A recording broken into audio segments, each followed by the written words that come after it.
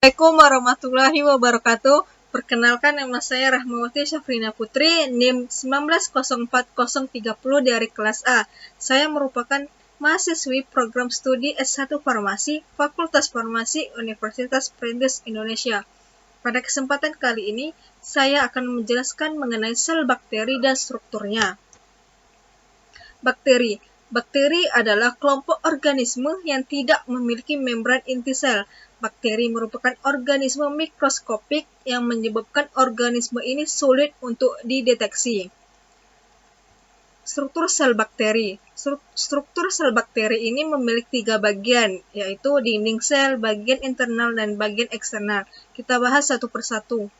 Yang pertama ada dinding sel. Dinding sel bakteri ini sangat tipis dan elastis, terbentuk dari peptidoglikan yang merupakan polimer yang hanya dimiliki oleh bakteri.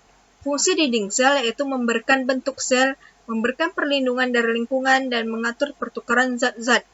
Berdasarkan lapisan dinding selnya, dapat dikelompokkan menjadi 2, yaitu dinding sel gram positif dan dinding sel gram negatif. Dinding sel gram positif ini memiliki peptidoglikan yang lebih tebal, sedangkan dinding sel gram negatif memiliki peptidoglikan yang lebih tipis. Selanjutnya bagian internal bakteri. Yang pertama adalah membran plasma. Membran plasma ini tersusun dari fosfolipid dan protein. Sifatnya semi-permeabel dan berfungsi untuk melapisi sitoplasma dan mengontrol pergantian zat yang ada pada sel dari zat yang berada di luar sel. Yang kedua adalah sitoplasma, yaitu cairan tidak berwarna yang tersusun dari air, bahan organik seperti protein, karbohidrat, lemak, garam mineral, enzim, ribosom, dan asam nukleat. Sitoplasma ini berfungsi sebagai wadah berlangsungnya reaksi-reaksi metabolisme sel. Yang ketiga ada ribosom. Ribosom merupakan organel kecil yang berfungsi sebagai tempat terjadinya sintesis protein. Selanjutnya ada nukleoid, yaitu nukleus, semut tempat berkumpulnya DNA kromosom bakteri. Yang terakhir ada plasmid.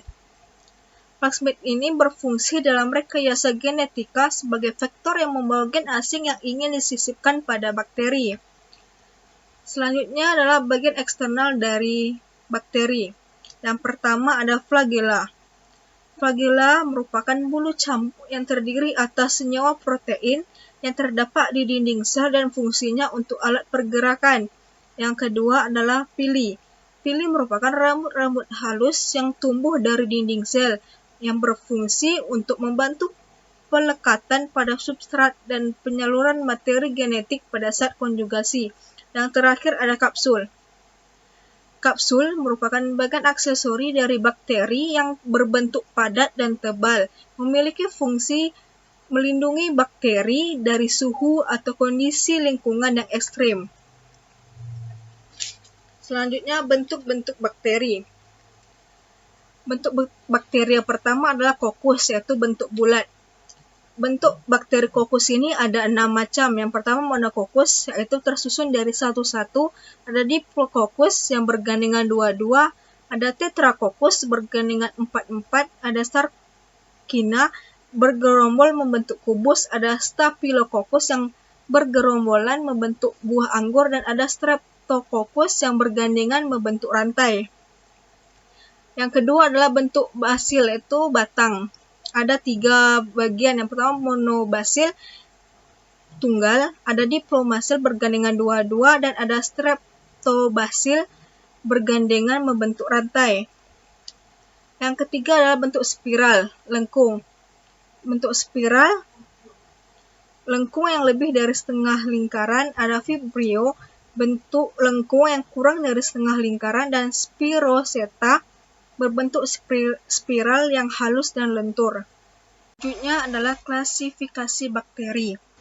Klasifikasi bakteri terbagi menjadi 3, yaitu berdasarkan cara memperoleh makanan, berdasarkan kebutuhan oksigen, dan berdasarkan pewarnaan gram.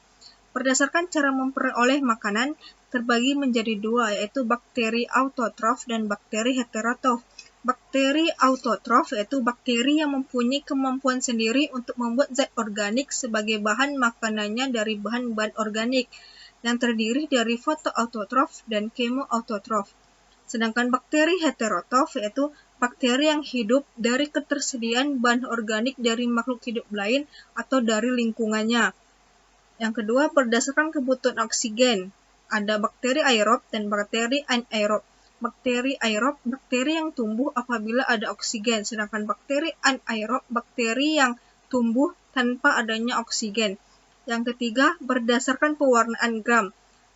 Terbagi menjadi dua, yaitu gram positif dan gram negatif. Sekian materi yang dapat saya sampaikan. Mohon maaf apabila ada kekurangan. Saya akhiri dengan wabillahi taufiq wal hidayah. Wassalamualaikum warahmatullahi wabarakatuh.